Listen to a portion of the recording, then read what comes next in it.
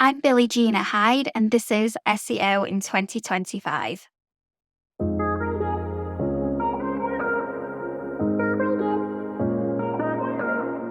Billy, what's your number one SEO tip for 2025?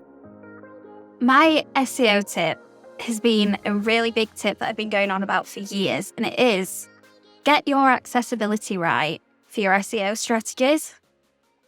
So why do we need to do that now? Why is it so important in 2025? Well, in June 2025, the European Accessibility Act is going to become law for any of the countries within the EU, but also any countries or businesses that trade with countries and people within the EU. So it's really important that you focus on your accessibility now, so that you are compliant when the law comes into place. It's one thing to be inaccessible just because you don't want to do the work, but it's another thing to be opening yourself up for lawsuits, fines, and further compliance issues on top of that. So it's now the time to listen and get that accessibility work going. So what changes are website designers and SEOs going to have to assist with implementing in 2025 because of the European Accessibility Act? So a lot of the work that you're going to need to change will be technical SEO focused. So making sure that you have your alt text, doing a lot of the basics, that you are having a well-structured site. So this is why it comes into SEO so easily, because a lot of the things we're checking as part of our normal workflow is the similar and same work that we should be doing to create an accessible site. So what we need to do is make sure that a lot of the ways that disabled users would be using our site is accessible. So when we are checking the content structure, we don't want to just look through it, make sure all the heading tags are in place and that the links are well structured. We also want to make sure that the page makes sense if you are using a screen reader, if you are using the tab key to navigate.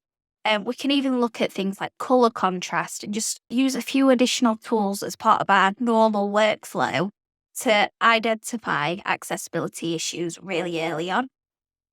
So, how does this affect the role of an SEO in practice? Are we talking about being involved in a major project to analyze how the website is structured and performing and what the usability is like at the moment? Or is it more of an ongoing look and see, add something accessibility related to your weekly tasks?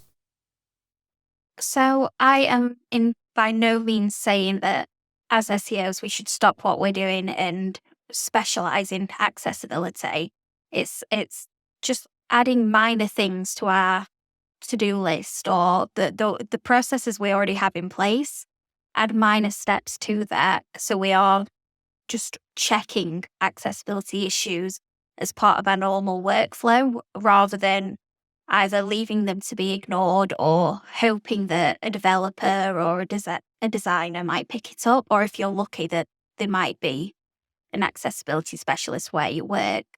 But we can help create that accessible space by barely doing anything. It's really very little work that we actually need to do to just become better advocates for a more accessible internet. I guess one of the challenges for SEOs is that it may seem a little bit intangible. It may seem difficult to measure the impact of from an SEO perspective as well. Are you able to share maybe one or two pieces of real data and facts around accessibility, maybe some metrics that SEOs can focus on to establish whether or not their site is performing well or poorly?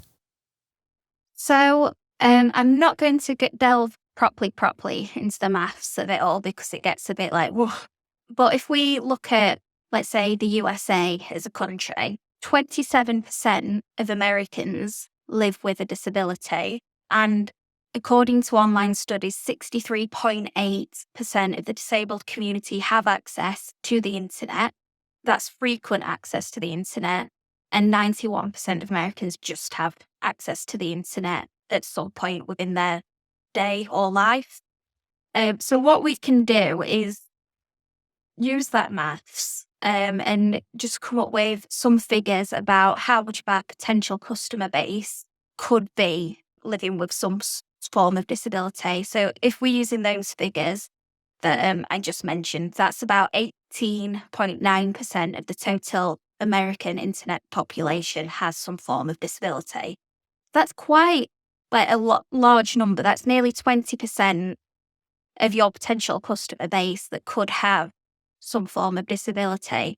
So you could say that 20% of your online revenue comes from disabled users. You could say that if your site is not accessible, you are missing out on up to 20% of potential revenue from that.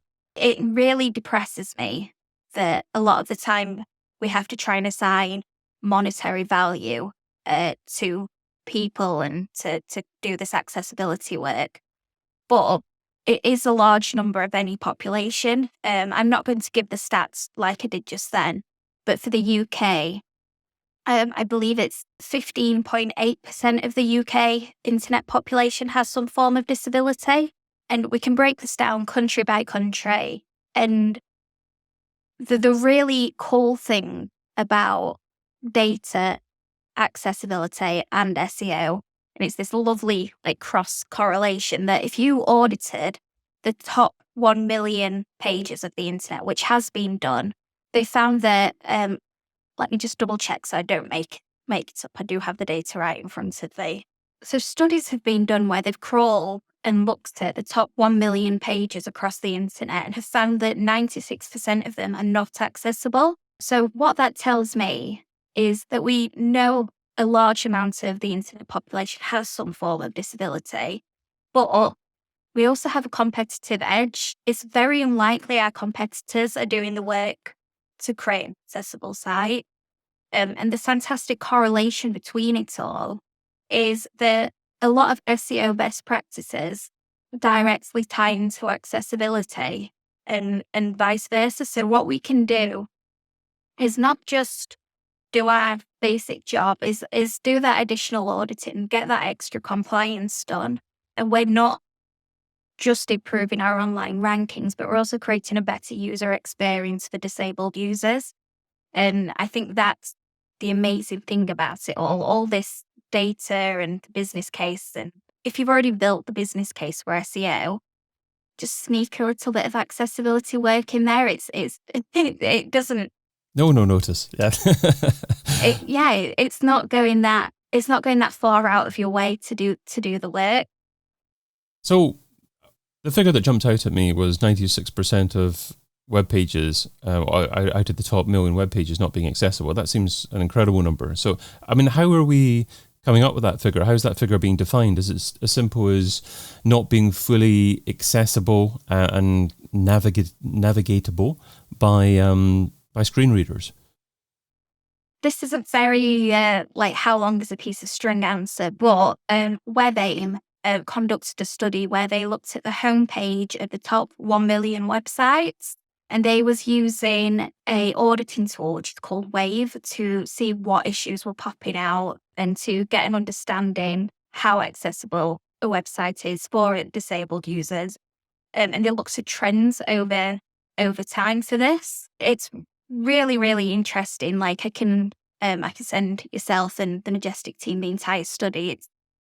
It's very lengthy, so I'm not going to go into it too much. But they looked at quite a lot of different things there, looking at HTML elements, 404 pages. They even looked at like not just how like links are built on the page and how they look and the wording around them, but looking at how like links to the same domain and looked at how SEO and different things played a part into the accessibility. It's just really a really, really fascinating study because it's interesting how many websites have the same problem. You'd think in a sample of 1 million pages, there could be 1 billion different things that people are getting wrong. And it's actually so fascinating how many businesses and websites are making the same issues and have the same problems. Try and send us the document that you're referring to or a link to it, and I will try and incorporate that on the page in the majestic.com website, where obviously the listener can go to and consume at their leisure. And I know you were saying that it depresses you a bit when SEOs want to calculate the monetary value of everything. But I think the challenge is that they have to justify things to their boss and focus on the things that are right for the business as well as right for people in general. So rather than thinking about monetary value, what about thinking about tasks? What are maybe 2 or 3 primary tasks in relation to accessibility that you would recommend for SEOs to focus on?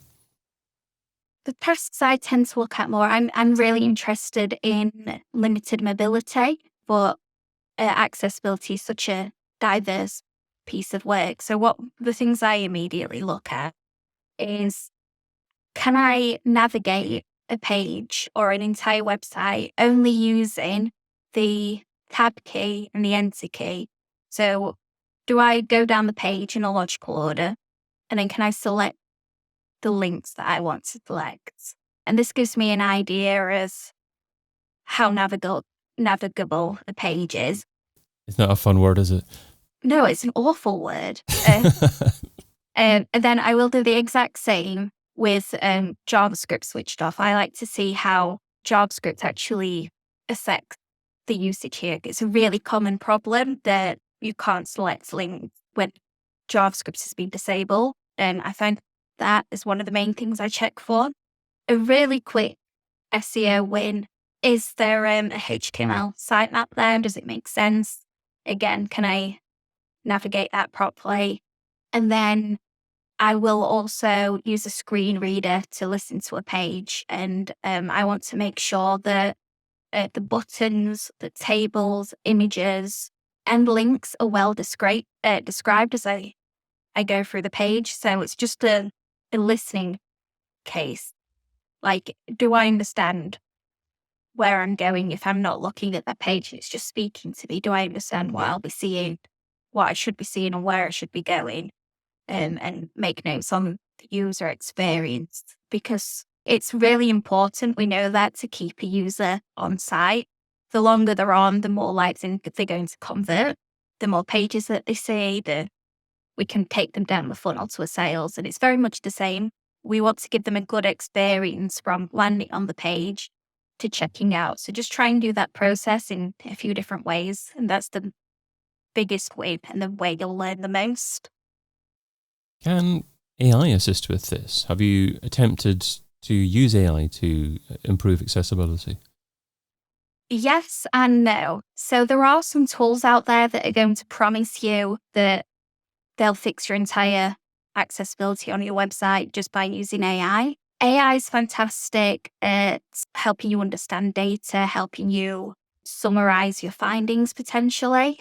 But I find that accessibility is such a human experience that I wouldn't use AI for auditing a site for accessibility. I wouldn't use it. I'd use it to help me build my business case and summarize data. But I feel like it's such a human experience that it needs a lot of accessibility where it needs to be looked at on that human level. If an SEO is struggling for time, what should they stop doing right now so they can spend more time focusing on accessibility in 2025? So I would stop worrying about all of the updates that are happening as they're happening. Instead of sitting around and reading every article and everyone trying to tell you or sell you on how they're recovering from updates that might have just come out a week or two ago, I would wait until things are properly rolled out and read things from the experts, and use this time instead to let's re-audit a website that focuses on accessibility. Let's do something productive instead of reading doom and gloom in our industry. That's personally what I would do. But if you're worrying about certain tasks, such as certain core web vitals tasks, things like that, I don't see them as high of a priority as they were a couple of years ago. instead of checking them regularly, maybe move on to accessibility. There's so much. It's all about what your priorities are, and how much impact they actually make on a website and your mental health. That do what fits you, but those are really easy to find something productive to look at instead. Billie Geena Hyde is founder at Rank Suites, and you can find her over at ranksuites.io. Billie, thanks so much for being part of SEO in 2025. I've been your host, David Bain. Get your copy of SEO in 2025, the book, over at SEOin2025.com.